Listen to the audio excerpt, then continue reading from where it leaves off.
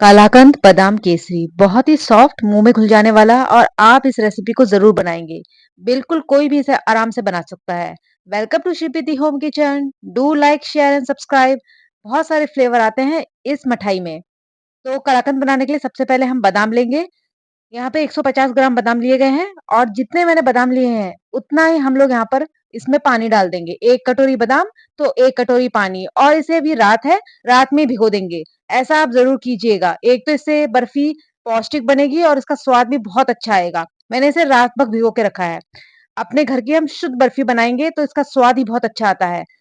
नवरात्रि हो या साथ में हो दिवाली या कोई भी फेस्टिवल, इस बर्फी को आप व्रत में भी आराम से खा सकते हैं। बहुत ही रिच बनती है। दिवाली में भी आप इसे बना के ट्राई कर सकते हैं। बनाना है आसान और खाने में बहुत ही स्वाद बनती है। तो बस हमने सारे के सारे बादाम इसी तरह से छील लेने हैं जो बहुत आसानी से निकल जाते हैं। अब यहाँ पे हम लेंगे थोड़े से केसर के धागे, क्योंकि हम बादाम केसरी बर्फी बना रहे हैं। आप चाहें तो केसर स्किप भी कर सकते हैं। आप यहाँ पे इलायची भी ऐड कर सकते हैं। तो हम इसे दूध में भिगो देंगे। ये एकदम गर्म दूध है। मैं कम से कम आधा घंटा तक केसर को दूध में भिगो के रखा है। गर्म दूध ही लीजिएगा, इससे केसर का रंग अच्छा आता है। अब सारे बादाम के छिलके निकल चुके हैं, तो हम इसे डाल देंगे मिक्सर जार में। बहुत ही आसानी से बनता है। आप बनाएंगे तो देखेंगे कि ये नो फेल्ड बर्फी है। कोई भी इसे आराम से बना सकता है। केसर वाला दूध ले लिया है, इसे भी डाल दीजिए। और साथ में हम यहाँ पे डालेंगे इलायची। तो इलायची कैसे डालनी है? सिर्फ उसके बीज, छिलके मत डालिएगा। इससे इस बर्फी का स्वाद ज्यादा अच्छा आता है। चीनी ली है 1 छोटा कटोरी, और साथ में ही मैंने यहाँ पे ऐड किया है 1 बड़ा चीनी चम्मच का। और आप चाहें तो चीनी की मात्रा अपने स्वाद अनुसार कम या ज्यादा ले सकते हैं। पहले हम मिक्सर जार में इसे पीस लेंगे। ये स्टेप जरूर कीजिएगा।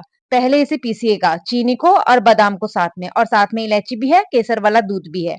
अब फिर इसमें हम डालेंगे 1 कटोरी दूध। ये नॉर्मल बॉइल्ड दूध है जो फ्रिज से निकाल लिया गया है। इसमें कोई गर्म दूध नहीं डालना है आपको। नॉर्मल दूध डालिएगा या फ्रिज का दूध डालिएगा। साथ में हम ले लेंगे यहाँ पे पनीर। 200 ग्राम पनीर है। आप नॉर्मल पनीर ले सकते हैं, मलाई पनीर ले सकते हैं, और इसको छोटे छोटे टुकड़ों में काट लीजिएगा। तो अब हमने देखा कि हमने दूध डाल के एक बार मिक्सर को चला लिया है। तो ये अभी इसका टेक्सचर इस तरह से है। आप देख सकते हैं पतला है। अब हम क्या करेंगे, इसमें जो हमने पनीर डाला है उसे डालेंगे। तो इस तरह से आप छोटे छोटे टुकड़े करेंगे तो ठीक रहेगा। इसे हमने पीसना है।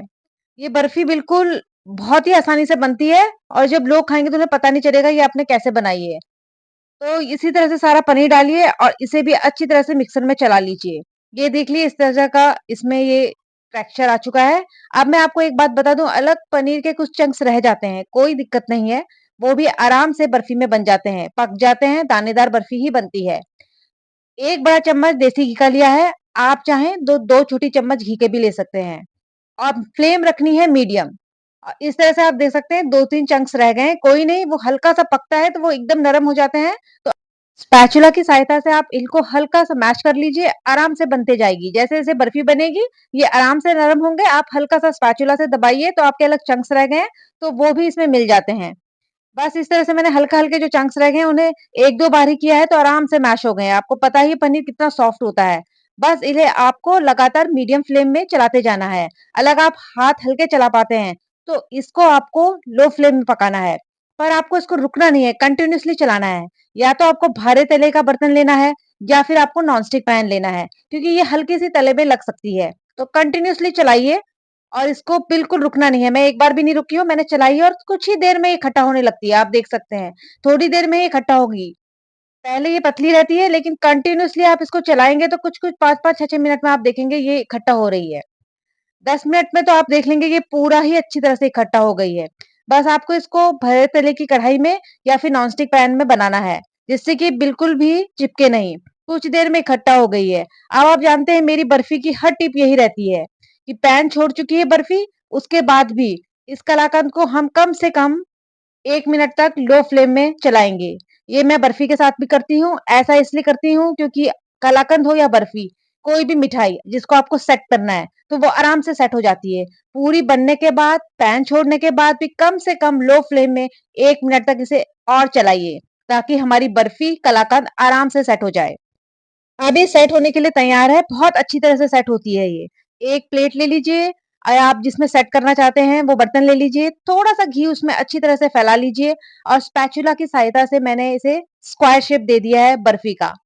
इसी तरह से आप इकट्ठा करते जाइए, आप देख सकते हैं कहीं भी चिपक नहीं रही है। बहुत ही अच्छी और बहुत ही परफेक्ट बर्फी हमारी तैयार हो गई है। स्पैचुला की सहायता से थोड़ा-सा आप इसको कोनों को सेट कर लीजिए और अब आप एक कटोरी ले लीजिए और उससे इसको स्मूथ कर लीजिए। आप ये काम आराम से स्पैचुला की सहायता से भी कर सकते हैं। तो ऊपर का हिस्सा स्मूथ हो गया है, ये सॉफ्ट होती है और सॉफ्ट ही रहती है, लेकिन ये बिल्कुल अच्छी तरह से जम जाएगी। तो मैंने थोड़े से बादाम बचा लिए थे, जिनके छिलके निकाल लिए थे, उनको पतला-पतला मैंने कतरनों से काट लिया है। आप किसी भी चीज़ से इसे डेकोरेट कर सकते हैं। और बस इसे हल्का-सा प्रेस कर लीजिए, थोड़े-से केसर के धागे भी मैंने इसमें ऐड किए हैं और बस आपकी बर्फी तैयार है। अब आपको ध्यान रखना है बर्फी सेट कैसे करनी है, ये बहुत इम्पोर्टेंट है। तो सबसे पहले आपको ये रखिए कि आपकी बर्फी कम से कम 4 घंटे लेगी सेट होने के लिए रूम टेम्परेचर पे और आप चाहें तो इसे 1 घंटे के लिए फ्रिज पे भी रख सकते हैं। मैंने इसे 4 घंटे रखा है कम से कम रूम टेम्परेचर पे और 20 मिनट मैंने इसे फ्रिज में रखा था ताकि ये जल्दी से सेट हो जाए। बिल्कुल परफेक्टली सेट हुई है और इसको अब मैं आपको इस तरह से काट के दिखा रही हूँ, बर्फी के शेप से ही आप मैंने इसे काटा है, तो ये आपकी बर्फी तैयार है। मैं आपको इसका टेक्सचर दिखाना चाहती हूँ, कि ये कितनी परफेक्ट बनी है। एक हिस्सा मैंने लिया, ये देखिए, ये बिल्कुल चिपक नहीं रही है। तो बस इस तरह से आपकी ये केसरी बादाम कलाकंद तैयार है। दिवाली हो या नवरात्रि, इस बर्फी को बना के देखिए, प्रसाद के लिए बहुत अच्छी है। नवरात्रि या व्रत में आप आराम से ये शुद्ध बर्फी प्रसाद के लिए भोग लगा सकते हैं और खुद भी खा सकते हैं। बहुत ही स्वादिष्ट बनती है, बिल्कुल सॉफ्ट मुंह में घुल जाने वाली दानेदार। आप इसे ट्राई करके देखें, आपकी तारीफ तो जरूर होगी। तो इसे बनाएं और इसे खाएं और परिवार वालों को भी खिलाकर एंजॉय करें। Thank you.